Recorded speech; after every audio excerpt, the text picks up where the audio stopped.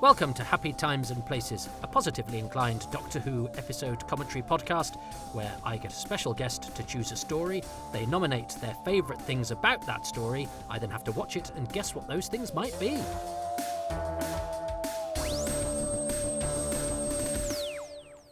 Hello, Toby.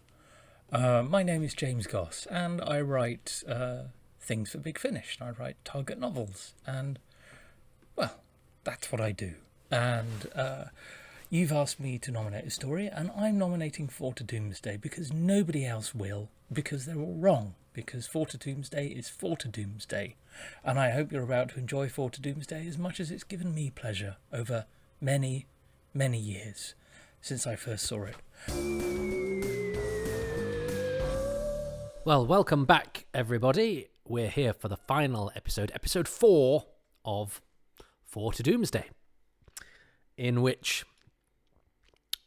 Stratford Johns is a frog who thinks he's God, and Cato from the Pink Panther is underused, and Tegan has done something that has made her react in a very strange way to whatever's gone on in the TARDIS. Turns out she's, we will find out, but she's materialised outside the spaceship, but we had no idea that was the case. Really, what was going on last week, or last episode, because these were shown twice a week. Anyway, let's get on with it. Let's see what happens in the final episode of this very strange beast that they call For to Doomsday, which I'm going to press play on in 3, 2, 1... I've just poured myself a cup of tea in between episodes, and I've been pondering, and I don't know what this is. I'm as I say, I'm enjoying it, but partially because it's Doctor Who and it's so different from Doctor Who. But what was the motivation for making this story? What made Terence Dudley go, I want to tell a story about a guy on his way to an invasion who's got this curious methodology, and spends lots of time watching different Arts Council funded displays of movement. Wow, well done, Nissa, because she's used the graphite from the and I love the way that because it's so stagey, Paul Shelley has to do a kind of I'm going to shoot you, no, actually I'm going to shoot you, and it's really hokey, but he just makes it work because he's a good physical actor, and over just about sells and overcomes the technical flaws in the way that it has to be executed, and therefore the Doctor isn't executed. And I love this. You may keep the pencil. I love that line. I don't know why I love that line, but I love that line. It's it sums up this story as a whole. Is there's something rather curious and likeable and strange about what it does with something very ordinary. And surely that's what Doctor Who is all about. It's the, finding the Yeti at the loo and Tooting Bec. You may keep the pencil. I adore that line. And Shelley is selling this very nicely because he's polite, but he's, oh God, another Chinaman reference, and that one's a joke. Oh dear. Anyway, and yeah, I do like the laser gun though. As I say, I was a sucker for that kind of thing. Oh, poor old Bygon's been decircuited. Decircuit that. So last time we saw Tegan, she was pulling a series of slightly bizarre faces. And she was either really upset or very happy, depending on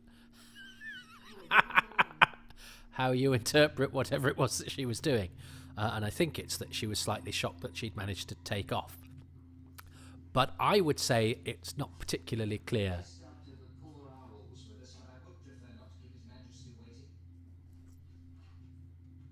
Now that's the line that James likes. The poor are always with us. But why does it come when he's looking outside the window at the TARDIS? It's like we've got a good line, but we don't quite know where to put it. Because when James mentioned that line in his summation of why he liked Enlightenment and Persuasion, it's a great line, the poor are always with us. But it's oddly placed there.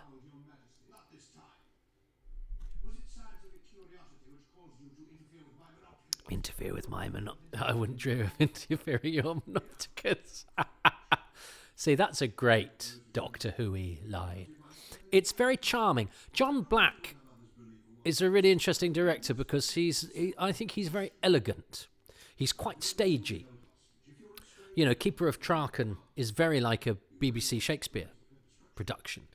And I wonder if he was cast to the stories that lent itself to that. But I did interview him, and he's a very nice man, a charming man, John. Oh no, there's going to be another dance.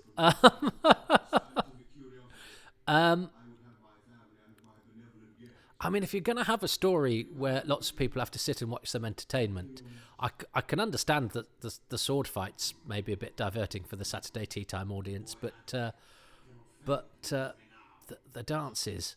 Anyway, and John said he wasn't invited back after this, and he would have happily done more, which leads me to think that he was slightly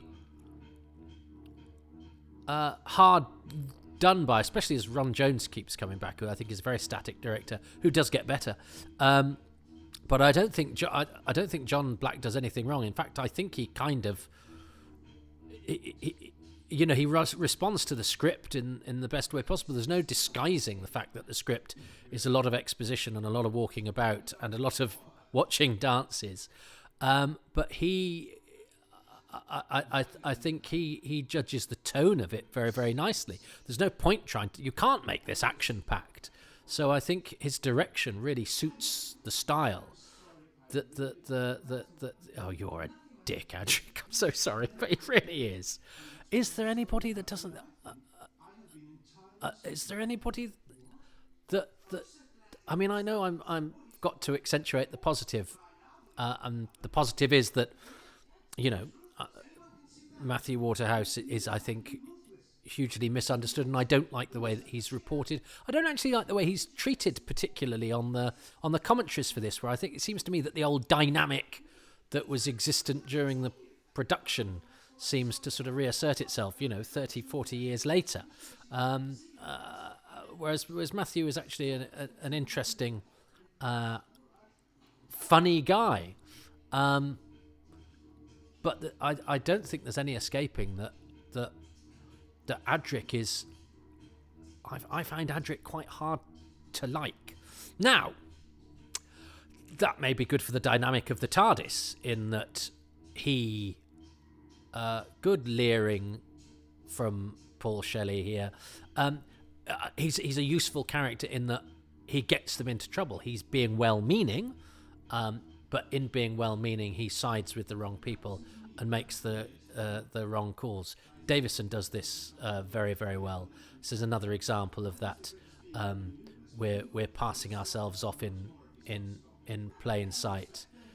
And Davison does this very well. Shut up and listen. Very nice. He's got a great face, Paul Shelley. He's actually got a great face, and I don't mean this rudely. He's a very handsome man, but he's got a great face for a frog. Actually, Paul Shelley. I can see, there's the sort of the sense of the reptilian there, and he's great, isn't he? Because is he Provine in Blake 7 in the episode Countdown? He's very good at those sorts of, thin-faced villains. But he's had a terrific career, as I say. And latterly as a director of Shakespeare. But yeah, the idea that Adric naive and causes trouble, I think is a good one. But I think they needed to characterize it slightly differently. It was, yeah. I always liked it when Nissa had something to do when I was younger. She was definitely, me as an 8-year-old, was my companion figure that I sided with. So I remember really liking the fact that it was her that used science to, what was it, conduct the sonic screwdriver through the graphite of the pencil, or whatever it was that she did. I loved that idea that Nissa was, being proactive and being part of it. Some more dancing, hooray! Oh God, there's a bit later, isn't it, where everybody comes to dance at once. It's like, well, it's episode 4. I mean, what the audience are really gonna be singing out for is for the dancing to go a bit crazy. Yeah, there are some odd choices. It's an odd old thing, but I can't dislike it. But it is like it's being made by people who don't know what Doctor Who is. And it's a funny one for your... the show has relaunched with a new Doctor. And there was a story they didn't make, wasn't there? The John Flanagan and Andrew McCulloch project. Theta Sigma. No, it's not called that, but whatever it was called. Which as it wasn't made, and... this was... because you've got this, and you've got Black Orchid. They're all quite sort of elegant, but they're quite... slow-moving stories, they're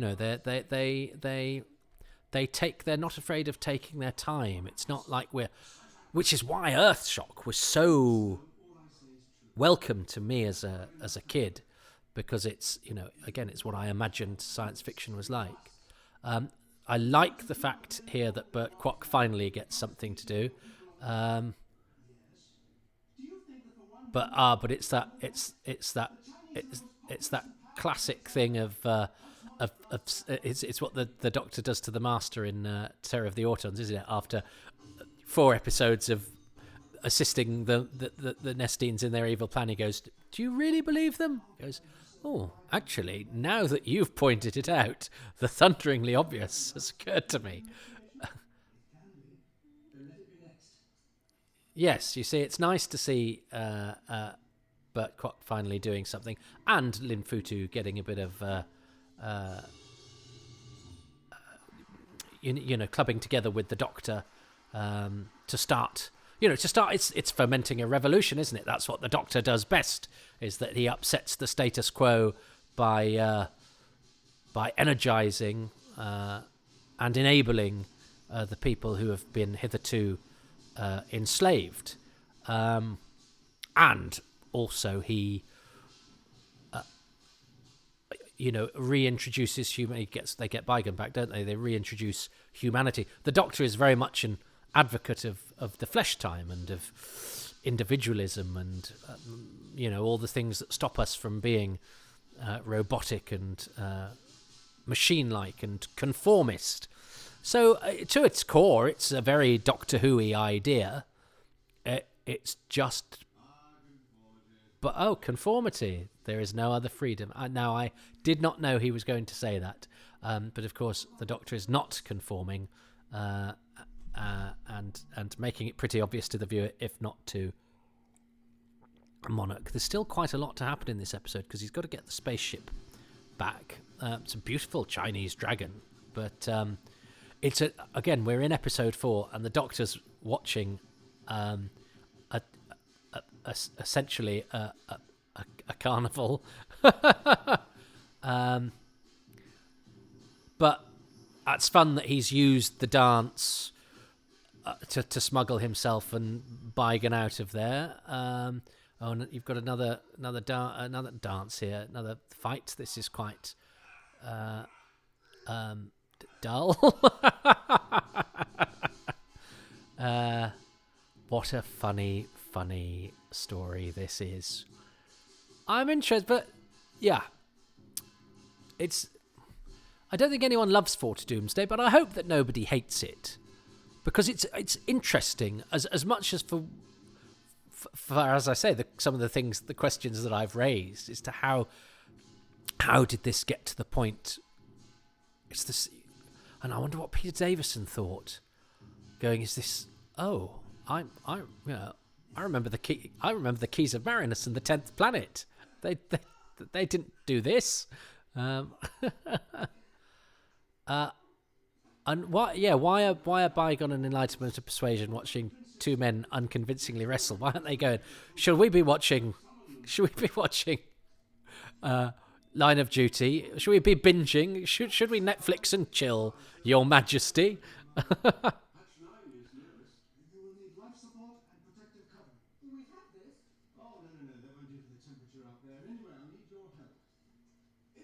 Yes, I like this costume as well. I think the costuming in this period of the show's history is superb, actually. I actually think season 18, 19 have really good costuming policy. The costumes are always well made. They're always elegant. I think Adric looks great in that sort of space safety costume thing that he's got on. Now, Princess Villagra is an actress called Nadia Hammam, and she gets a credit because it's a performance, even though her character has taken a vow of silence. But I don't know much about her, but I guess I've not really looked too hard, which is odd because I've searched in great, I've dug deep to find a Thal. I think it's partially also because I think if they're from further away in time, that to me feels more like archaeology, and this feels to me modern, even though it's 40 years old. So yeah, somebody born after me can find all this. I mean, I just think this is really funny. Not because it's badly done. It's obviously well choreographed, and the costumes are all great, and and incongruity in Doctor Who is good. A kid with a gas mask saying, "Are you my mummy?" is scarily incongruous. The TARDIS against an alien vista or a gleaming spaceship backdrop, that ramshackle blue box, that incongruity is charming and fascinating. But the incongruity of those different dances, sort of milling about that set with that repetitive the didgeridoo music that keeps kicking in. Why is this? And I remember this being quite painful as a kid because isn't it funny, because I think it actually looks okay now, but I was always on the lookout for bad special effects, and CSO terrified me because it was the sort of thing that people at school, you could take the piss out of, and you could spot. I love the laser gun, and it goes through Adric, doesn't it? Because it goes through Persuasion, and he's great because he dust himself down. Yeah, brilliant. Before advancing, because he's not in a hurry, because he's a roboty thing. So Paul Shelley, I think, has been absolutely brilliant throughout, despite the limitations of the part. And I love that bit with the laser beam going through him and the way that he dusts his hand. But so the Doctor, and they get stuck, don't they, in a particular stance. So and that works really well because so basically that's poor old Persuasion has been flung out into space, and that is nicely weird. They know that looks strange, the idea that he's stuck in that position because he's been decircuited, but I think that really works. I think that's really interesting. I think this has maybe been tarted up for the remastering, because I remember the rope disappearing quite a lot and it just being a bit another great. I love a laser beam. I do love a laser beam. And I think she rather brilliantly, the way she undoes the rope and sort of rather callously. No, she actually does it quite jollily, doesn't she? Look at that look that she gives it. It's just to go, ha ha, I don't care, I'd throw you away, and she gives him a little wave. That's quite arch and camp. I like that. Well done, Annie Lambert. Well done, enlightenment. You saucy minx. Now I remember. I think she had a. The last I saw of her, she was selling her gorgeous converted farmhouse for £1 million or something. In the somewhere. And that she'd retired from acting, and she'd come out and she'd done an episode of Midsummer Murders or something in about 2007, but it said she'd come out of retirement to do that. But seems happy enough anyway. I think she's done some Phantom Film signings as well. But yeah, she'd given up acting and made a beautiful home for herself. Good for her. Now this made sense to me. Oh yeah, I don't like the obviously the cricket ball is a drawing or a video effect or whatever. Now I'm told that the science of that is nonsense. That's interesting. I remember him having to do it far more times than that. Yes, well done, everybody. That silent, cheery acting. I'd remembered him having to do that a few times, the throwing the ball, which again, it was a kind of, brothers and sisters going, oh, that looks awful. And it was a real embarrassing moment. I remember when I, got it again on video going, oh, I remember this story being a bit boring and remembered those bits, those sort of bad bits of production being really set your teeth on edge. But actually, with the passage of time and all old Doctor Who sort of starting to look as each story as much like the other, because it's the style of television is now, not how we do it. That sequence didn't look anything like as bad as I thought it would. And the science makes the momentum of him catching the ball and sending him flying back. I'm sure I read somewhere that that's absolute nonsense, but you know what? It makes perfect sense to me within the idea of weightlessness and the vacuum and whatever. I buy that. I quite like it. Yes, now is Stratford Johns giving a slightly different performance here again because this is a different production block? I think this is something worth looking out for, if you remember what I was talking about in episode 1.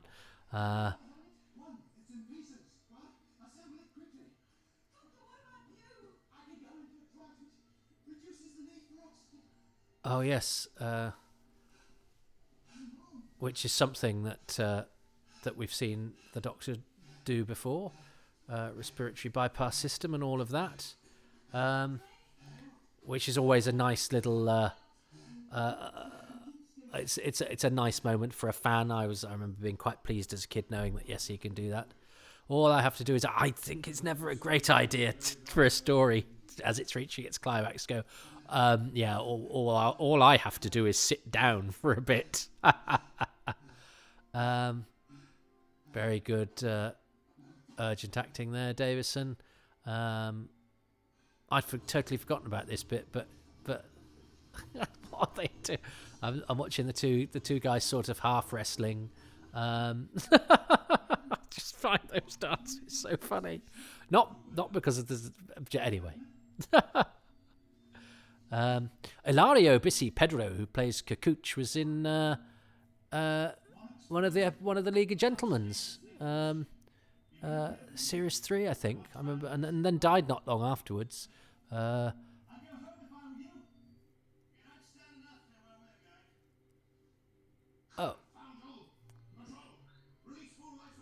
Oh yes, because of course that's the big irony, isn't it? Is that actually Monarch has not had the courage of his own convictions. So there's a politician / leader saying, "Do as I say, but not as I do." Isn't that still relevant, listeners? Considering the times that we live in, presumably the first thing he does when he lands on Earth is to have a flesh time party in Downing Street. Yo, Doctor! You see, yeah, he's doing a bit of villainous acting there. That's a great special effect, the shrinking. He needs the atmosphere, yeah, because he's still in the flesh time. Yeah. Cheeky. But it's a poison that shrinks people.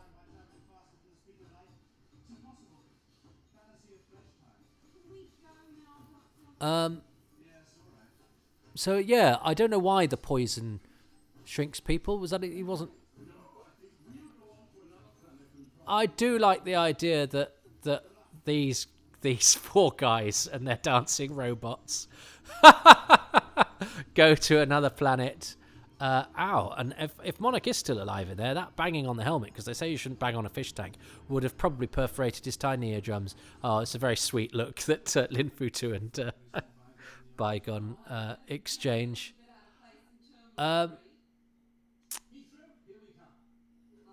So yeah, I do think it's sweet that those guys are going on to another place. Oh, and so it's a very abrupt ending, isn't it? With basically the Doctor having the vial of the poison and just basically saying to Monarch, look, I've made everybody dance, and I've frozen enlightenment and persuasion. So Monarch just comes and goes, I've got a laser gun, and he goes, I've got this thing, Shrinky. It's quite having spent a lot of time sitting around watching people dancing.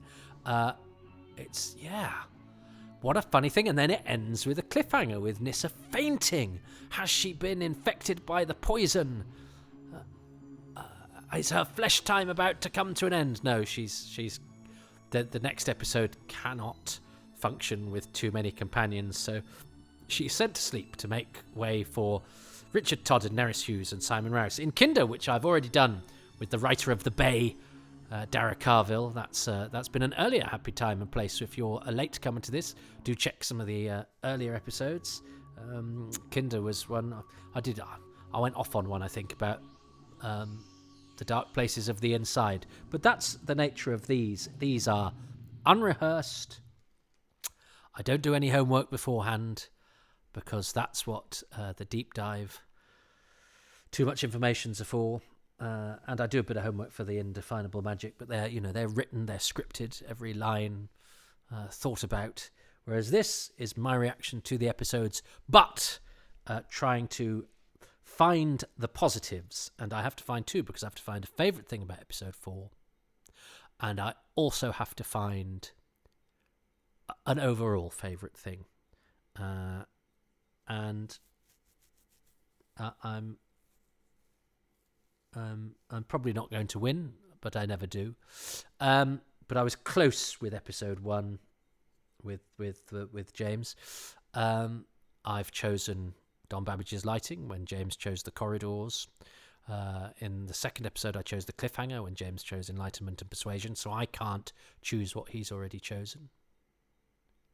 For episode 3, I chose the sort of bygone philosophical, the flesh time kind of stuff, whereas James chose Monarch's plan. There's a little bit of crossover there, but perhaps not quite as much. I was a bit nebulous with episode 3, let's be honest. I was a bit strange and hard to decipher, which is, I think, in keeping with the story. And for episode 4, I'm going to choose I Love, You May Keep the Pencil. I'm sorry, I don't care. I think it's a beautiful, beautiful thing, and I'm not entirely sure why. But it's a mixture of, and I like to give a nod to Paul Shelley, because he's a fine actor and jolly chat, nice man. And I think overall, I have to give Stratford Johns due for, I think, pitching his performance very well across the whole of the 4 episodes, and doing good villainous acting, but without going through the motions. It's not villainous acting by numbers. As I say, he brings a certain casualness to it whilst having a grandiosity, which is difficult, because that sounds like that sounds like an oxymoron. But he wears his majesty. It's because he has an innate presence, and he's really good at delivering dialogue and making it hit home.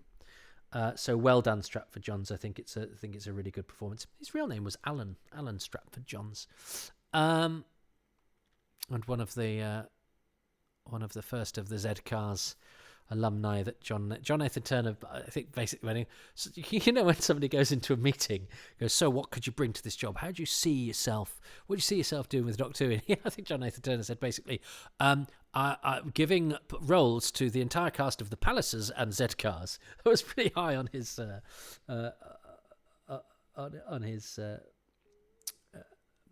aims for the show. So what has James chosen for episode 4 and for his bonus thing? My favourite thing about episode 4, and it's not even going to be a surprise to you or anyone, is that it is the little programme that could. Perhaps it shouldn't, but it did. That spacewalk, only Doctor Who would have attempted a scene like that. Only Doctor Who would have attempted it with an office chair and some black drapes. Only Doctor Who would have pulled it off. Bugger off Star Trek. Any other show, whatever. Just look at that. Look at the fact that it flies in the face of budgets, in physics, in everything, and it just goes for it. Congratulations. And my final bonus joy of 4 to Doomsday is the idea of this mad spaceship full of robots who are flying around for all eternity worshipping a frog.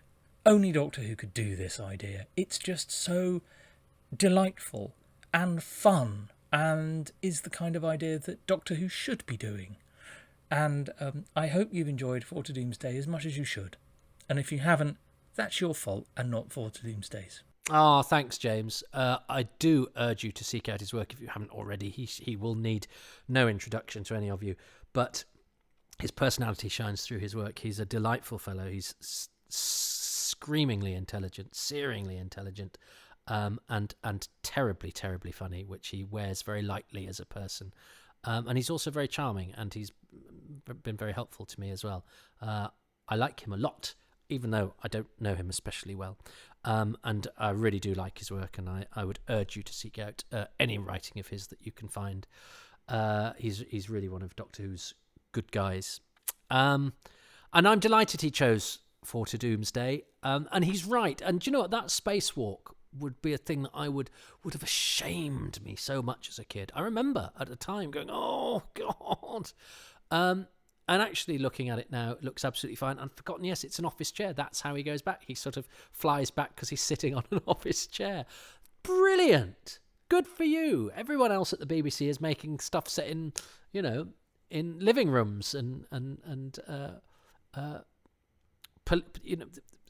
police offices, police stations, or rooms. Doctor Who is doing space. And trying to, and the fact that also it uses the cricket ball that they've gone with. I don't particularly approve of a costume, of the Doctor having a costume, and especially one that is a motif, i.e., he likes cricket, so therefore he will always wear a cricket. That's like saying I like Doctor Who, I will always dress as Doctor Who, or somebody's a football fan, they will always wear their football scarf. No, you don't. People don't do that. But nonetheless, if you're gonna do that, if you're gonna go, well, he's the cricket guy, then I think it is. It is smart and delightful and artful to go, okay, well, how's he going to get out of this? Oh, well, he's going to use the cricket ball that he always carries. We may as well make use of the fact that he's got the cricket ball. So I actually, that whole sequence now that doesn't look okay, it probably looks slightly below average in terms of special effects of 1980s Doctor Who, but all special effects in 1980s Doctor Who do not hold a candle to special effects today. So then, as I say, they all sort of merge into one, really, and I'd expected to hate that. I think it has been slightly improved by the remastering that we know has gone on for various subsequent re-releases, and I think BritBox gets the masters for the DVDs or the Blu-rays or whatever. So it looks slightly better than it did at the time, but that's okay. I enjoyed that sequence much more. Well, it certainly didn't embarrass me in the way that I thought it would. And I agree with James. It is a story. It's a mad story. It's weird. I've got no idea what anybody was thinking, but I kind of like. That's what I kind of like about Doctor Who. Television is full of things where and often television in those days was made, as Terrence Dick said, we just didn't want to show the test card. You had to get the stuff out there. It was made, in a very tight window, and the show had to go on, and it was made in a certain way that you just wouldn't do a show like that, certainly. Now, and even doing it the way that you make other programs that aren't set in space, and having to get something out by a certain time. But even within that slight madness, you have this really strange fish of a story that somebody wanted to tell. And within it, there are moments of great charm. There are moments of great strangeness. There are bits I simply don't understand. And I've watched it a lot. As I say, that I don't understand in terms of the story, but also I don't understand in terms of going, what? Because you sweat over every sentence, over every full stop when you're producing a piece of work. And I don't know if the sweat sort of blurred the page and people said, well, we'll just guess what this is supposed to be. I've no idea. But I was charmed by that. I very much enjoyed it. I very much enjoyed James's enjoyment of it. I hope you have enjoyed it. My thanks to James. My thanks to you for listening.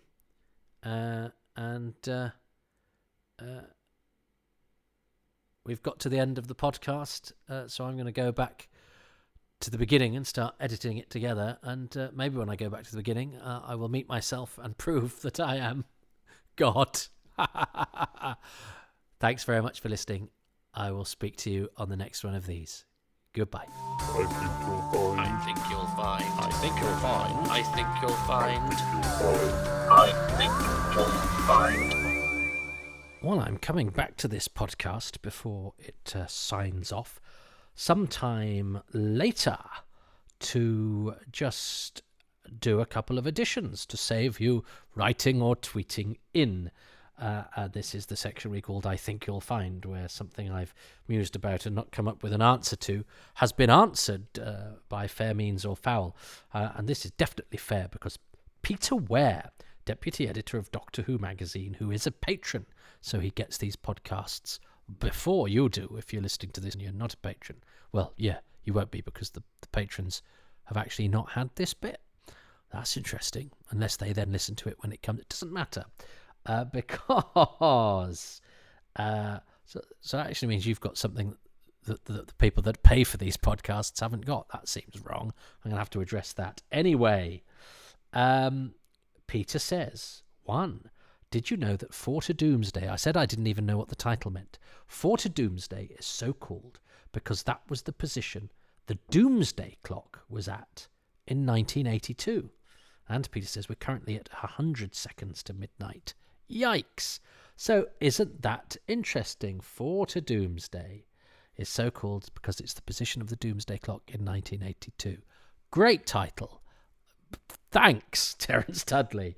No way I could have discerned that. Well, I didn't. I mean, I haven't for however many years it is, 40 years, until Peter listened to this and told me. So he's told me I've learnt something I didn't know, and I hope some of you had. If you were all throwing things at your radio or your headphones or whatever you listen to on, going, that was what the title means, you idiot, then perhaps I should retire and you can all do the podcast for me. And I was musing about where the Chinese extras came from and said I was pretty certain they'd come from a local Chinese restaurant, or I'd read that at the time. Peter says it's likely that Chinese extras in the story were recruited via Peggy Sir's Oriental casting agency, which also engaged me, that's Peter, to appear in the Madonna film Shanghai Surprise in the mid-1980s. Because Peter, his great-auntie Vi was in Marco Polo, and his great-uncle Frederick, Vi's husband, was in The Talons of Weng Chiang. But Peter says, the Chinese extras in 4 to Doomsday, it's entirely possible that Peggy Sir's agency did cast them all from the same restaurant. So it was Peggy Sir who you went to if you wanted authenticity in your to use the phraseology du jour, and to use the title of the casting agency if you wanted Oriental casting in your production. And Peggy Sir is actually herself an extra in Marco Polo. But that's a story for another day. So there you are, clearing up a few things that may have had you either unsatisfied because I didn't reach a proper conclusion or left it hanging, or throwing things at the speaker going, hang on, Toby, I know that. Well, I'm just showing you that I know that now too. Thanks to Peter Ware. What a gentleman. Well, thanks very much for giving over one of your valuable drop-in times to listening to this Happy Times and Places, presented by me, Toby Hadoke. My special guest this time around was James Goss. He's on Twitter @GossJam. I'm grateful to him and to the many patrons who make these podcasts possible. They include Darren Howard, David Hughes, Paul Ingerson, Robert Jewell, Christopher Joyce, Judith Jackson, William Keith, Matthew Kilburn, Andy Kitching, Hendrik Korzeniowski, Andrew Lester, Andrew Llewellyn, Jacob Lumley, Nate Lynch, Darrell McLean, Philip Marsh, Glenn MacLeod, Pip Maidley, Steve Manfred, Nick Mellish, James Miller, The Missing Episodes Podcast, Justin E. Monaghan, Chris Murphy, Tom Neenan, Jeremiah O'Connor, Mark Trevor Owen, Russell Parker, Andy Parkinson, Phil Pascoe, Richard Patey, Ken Patterson, Thomas Payne, John Pettigrew, and Liam Price. The music is by Dave Gates and the artwork by Dylan Patterson. If you would like to join that list of names, you can do so for as little as £3 a month. And at that tier, most things are available, which includes bonus material, exclusive releases, and all of these podcasts well in advance of when they are released to everybody else. And that's on my Patreon page, patreon.com/Toby Hadoke. As I say, £3 a month is the lowest tier, but you could go up to £1 million if you want. And there's a 10% discount on all of it if you sign up for a year. If a monthly subscription is not what you're after, you can also go to Ko-fi, kofi.com/Toby Hadoke.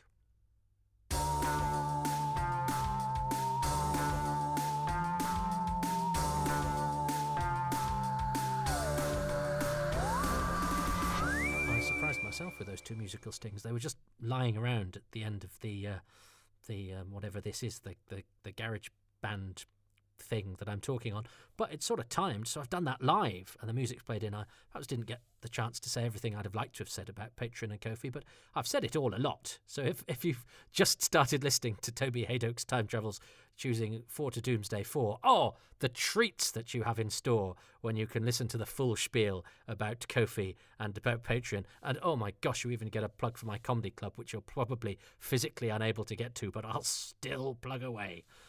But what is always a common denominator, because there's no musical sting right at the end, is that I can go on here for as long as I like. But I think it would be wrong to fit in the bits I missed out before, because that would make a nonsense of the pithiness dictated by the just the random placing of the two musical stings that I'd got there as a placeholder. But it seemed to, as I say, it seemed to fit with what I was saying, and in they popped. So there we go. There's a little peek behind the scenes of this slick audio operation that isn't one.